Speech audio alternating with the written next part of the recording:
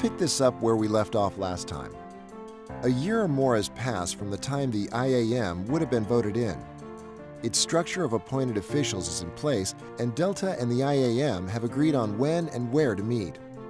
So now negotiations can finally start. But here's why you can expect them to take years to complete. First, the process of negotiating is time-consuming.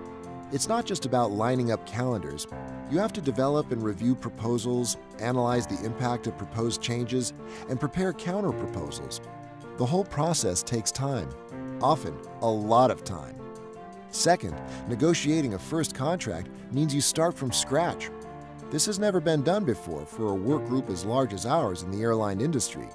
Delta and the IAM don't have a contract to use as a foundation, like you would in negotiations when you're only negotiating what to change in a contract that already exists. The two parties would start with blank pieces of paper. Everything that goes on that paper would have to be negotiated, and all the choices and language would have to be agreed on too.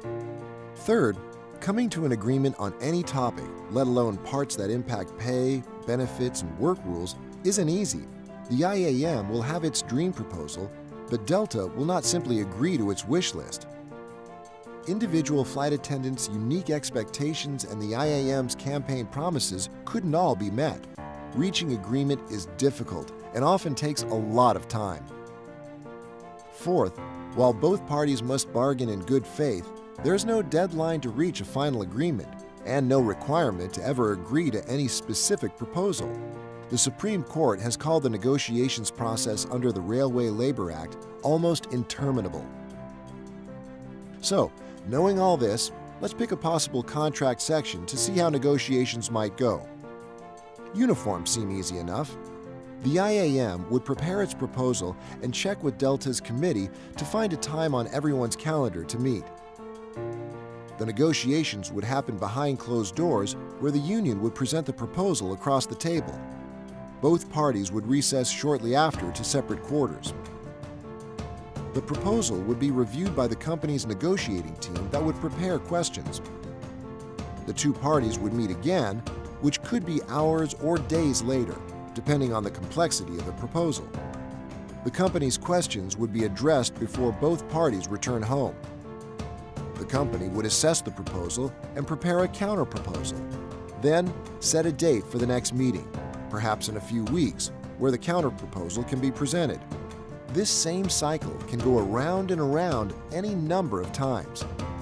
But wait, the union and company may not be able to agree on this section, even though months have dragged by.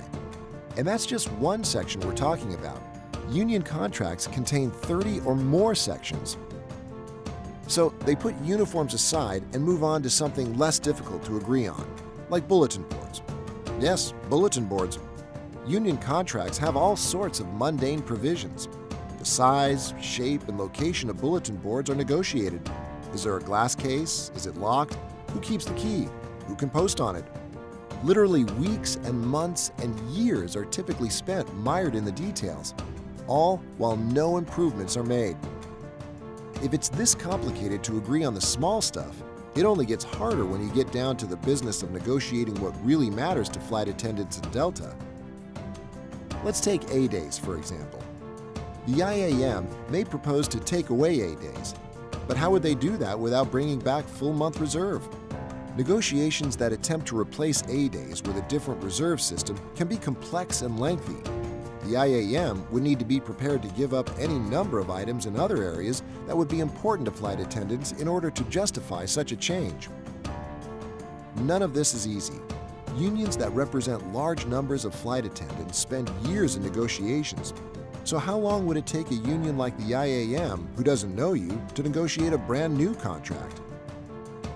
While what could be years pass in negotiations, your colleagues in other divisions would continue the normal annual review process and see quick enhancements based on direct feedback. In the end, what you end up with could be better, worse, or the same as what you already have, because everything about your pay, benefits, and work rules is negotiable. Stay tuned for Negotiations 103 when we talk about why balance in negotiations is so important for Delta flight attendants. Get the facts before you cast your vote. Visit BDeltaBeDifferent.com today.